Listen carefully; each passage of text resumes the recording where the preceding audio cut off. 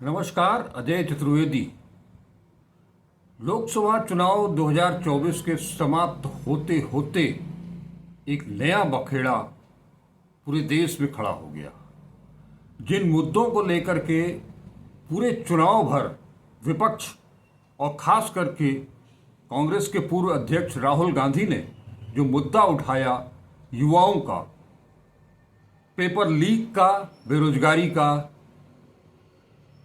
उन्हीं से जुड़ता हुआ एक मामला सामने आया जब गुपचुप तरीके से अचानक 4 जून को जब लोकसभा चुनाव के परिणाम घोषित किए जा रहे थे, धीरे से नीट यूजी 2024 का परिणाम घोषित कर दिया गया।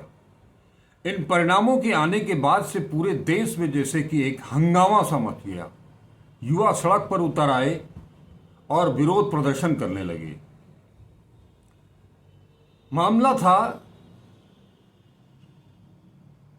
1, 2 नहीं, 3 नहीं, 4 नहीं, 5 नहीं, 67 छात्र ऐसे मिले जिनको कि टॉप किया गया था और उन सब ने 720 में से 720 यानी कि 100% मार्क्स पाए थे।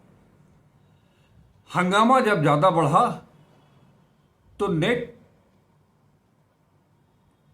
नीट परीक्षा आयोजित करने वाली एजेंसी एनटीए, सरकारी एजेंसी है, एनटीए ने जो कारण बताए उसके पीछे उन्होंने कहा कि इन कुछ छात्रों को ग्रेस मार्क दिए गए थे जिसके चलते उनका नंबर बढ़ा है। लेकिन ये एनटीए का ये दलील किसी के गले नहीं उतरी। परीक्षा परिणाम में जो घोषित किए गए थे उसमें 720 का जो पूर्णांक था उसमें बहुत सारे लड़कों को 719, 718, 717 नंबर भी मिले थे। इस पर भी सवाल उठा। विशेषज्ञों ने ये बताया था कि नीट का जो प्रश्न पत्र होता है उसमें एक प्रश्न 4 अंक का होता है और 1 अंक, अगर किसी प्रश्न का उत्तर गलत होता है तो 1 अंक माइनस मार्किंग के रूप में काट लिया जाता है। इसलिए इस तरह से अगर एक क्वेश्चन गलत हुआ तो कुल 5 नंबर कटते हैं। ऐसे में 717, 718, 719 नंबर किसी विद्यार्थी के आ ही नहीं सकते। पूरे देश में, हर जिले में, हर मंडल स्थल पर जहां तहां छात्रों का विरोध प्रदर्शन शुरू हो गया। बनारस में भी लड़के सड़क पर उतरे और लगातार, कभी खास तौर पर बनारस हिंदू विश्वविद्यालय की गेट पर छात्रों ने जम करके धरना प्रदर्शन किया। संपूर्णानंद संस्कृत विश्वविद्यालय की गेट पर भी यह आयोजन हुआ। इन आयोजनों के पीछे पूरे देश भर में इस मुद्दे को अगर उठाया तो वो कांग्रेस की स्टूडेंट विंग एनएसयूआई ने ये मुद्दा उठाया था और जम करके इसका विरोध किया। यहां तक कि कांग्रेस के पूर्व अध्यक्ष राहुल गांधी ने साफ साफ कह दिया कि जिस दिन संसद की कार्यवाही शुरू होगी वो इन बच्चों का मामला सदन में पूरे जोशो खरोश के साथ उठाएंगे। कांग्रेस की ओर से कई लोगों ने, कई नेताओं ने, उसमें सुप्रिया पाठक, सुप्रिया श्रीनेत्र भी हैं, प्रियंका गांधी भी हैं, इन लोगों ने बाकायदे ट्वीट भी किया। पवन खेड़ा भी इस मामले में आए और उन्होंने अपनी बात रखी। कांग्रेस ने एक तरह से इस पूरे मसले को कैच कर लिया, लपक लिया और सत्ता पक्ष के ऊपर जम करके हमला बोला। मामला सुप्रीम कोर्ट पहुंच गया।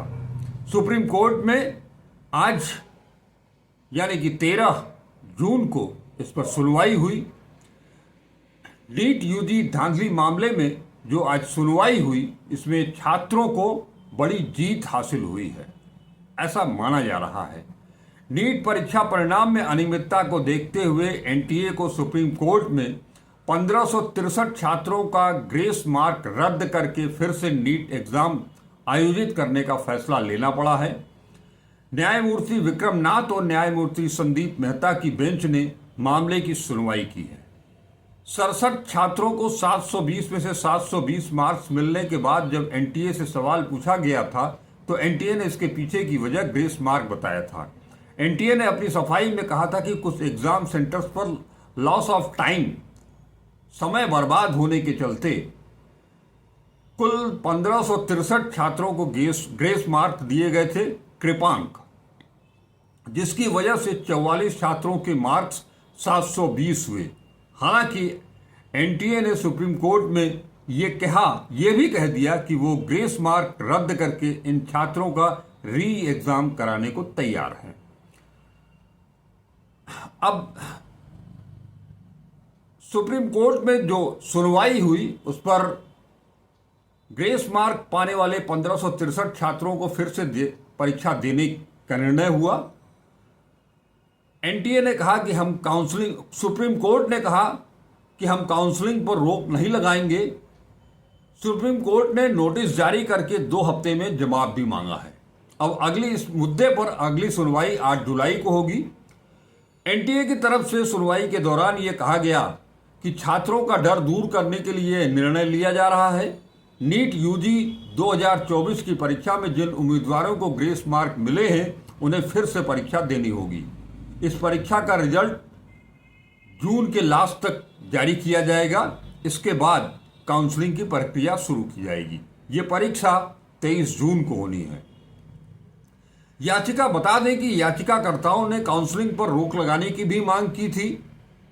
संक्षेप में कहा जाए तो कोर्ट 3 याचिकाओं पर विचार कर रहा है, जिसमें अनियमितताओं और नेशनल टेस्टिंग एजेंसी द्वारा 1500 से अधिक उम्मीदवारों को लॉस ऑफ टाइम यानी कि समय बर्बाद होने के आधार पर परीक्षा में ग्रेस मार्क, कृपांक देने के संबंध में संदेह जताने के लिए नीट यूजी 2024 के रिजल्टों को चुनौती दी गई है।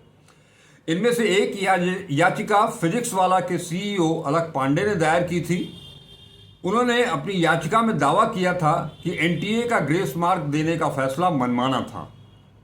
कथित तौर पर पांडे ने लगभग 20,000 छात्रों से प्रतिनिधित्व एकत्र कर जिसमें दिखाया कि कम से कम 1500 छात्रों को लगभग 70 से 80 अंक ग्रेस मार्क के रूप में दिए गए थे।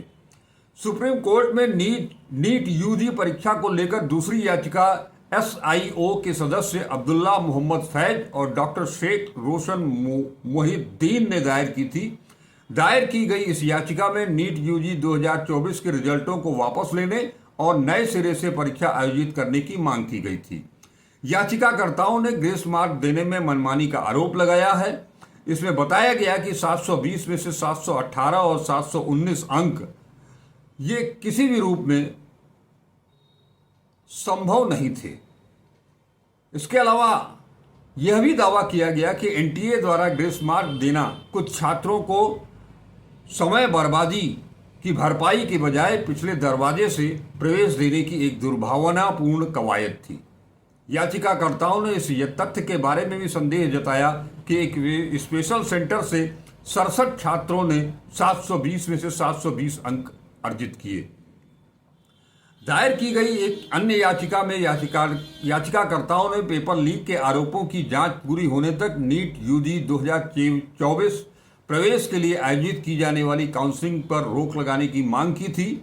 उन्होंने परीक्षा के ऑपरेशन में कथित गड़बड़ियों की जांच के लिए एक विशेष जांच दल एसआईटी के गठन की भी मांग की थी।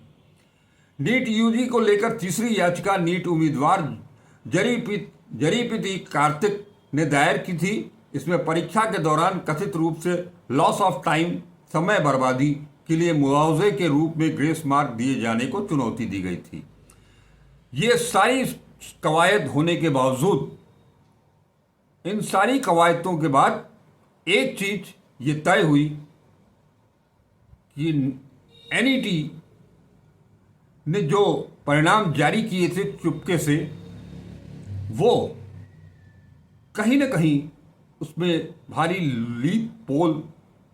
लीक पोल है जरूर।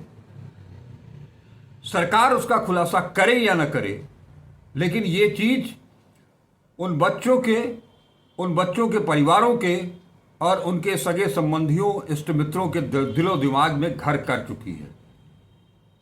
ये लगभग हर कोई ये मानने लगा है कि सरकार की ओर से आयोजित की जाने वाली परीक्षाएं, प्रतियोगी परीक्षाएं हो या राष्ट्रीय स्तर पर होने वाली आयोजित की जाने वाली जो प्रवेश परीक्षाएं हैं, उनमें भी सब कुछ साफ साफ नहीं है, सब कुछ पारदर्शी नहीं है।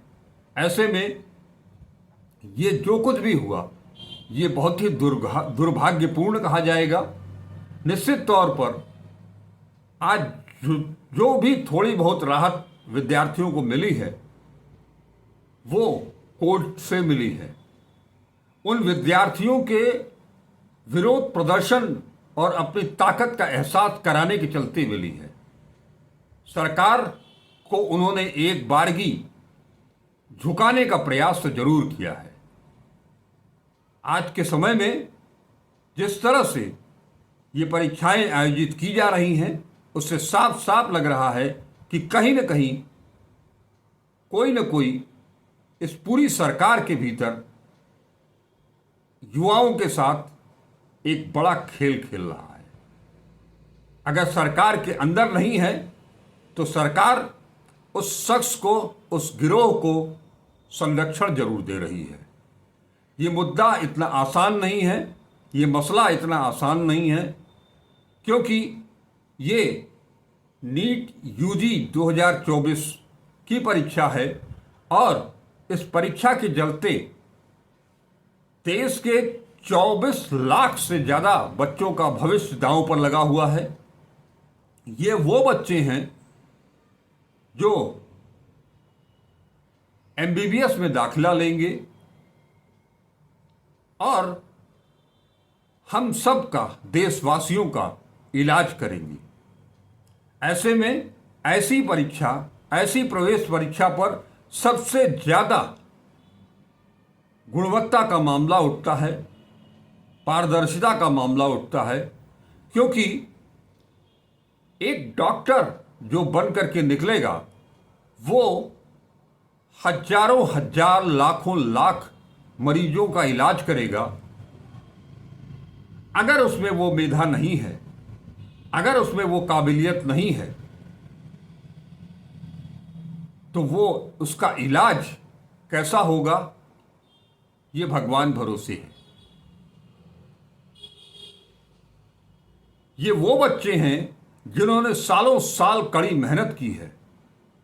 ये वो बच्चे हैं जिनके परिवार, जिनके माता पिता ने अपने आप को गिरवी रख करके इतनी महंगी शिक्षा दिलाने की कोशिश की है।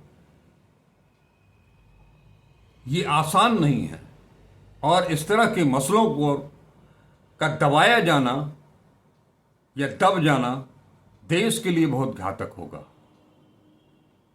उन युवाओं के लिए घातक होगा। देश के लिए मैंने इसलिए कहा कि दुनिया का एकमात्र देश इस समय भारतवर्ष है जहां युवा शक्ति सबसे ज़्यादा है। इस शक्ति का गला घोटना, इस शक्ति को दबाने का प्रयास देश के साथ नाइंसाफी होगी। सुप्रीम कोर्ट ने एक पहल की है, उसकी पहल का हम सब स्वागत करते हैं, क्योंकि हम सब ये जानते हैं कि इस देश में अगर कहीं न्याय है तो वो हमें न्यायपालिका से मिलेगा, हमारे संविधान से मिलेगा, हमारे कानून से मिलेगा। उससे किसी भी हालत में कोई भी रोक टोक नहीं सकता है। हम इसी उम्मीद के साथ आगे बढ़ते हैं। आज आपसे विदा लेते हैं कि जो कुछ भी फैसला आज आया है उसके बाद एक पारदर्शी और नीति संवत रिजल्ट सामने आएगा और बच्चों का भविष्य बर्बाद नहीं होगा। समय से परीक्षाएं होंगी, समय से रिजल्ट निकलेगा, समय से काउंसलिंग होगी, समय से दाखिला होगा और समय से सत्र शुरू होगा। जो योग्य बच्चे होंगे उन्हें ही दाखिला मिलेगा। पिछले दरवाजे से किसी को इसमें घुसने की इजाज़त कतई नहीं मिलनी चाहिए। नमस्कार, अजय चतुर्वेदी।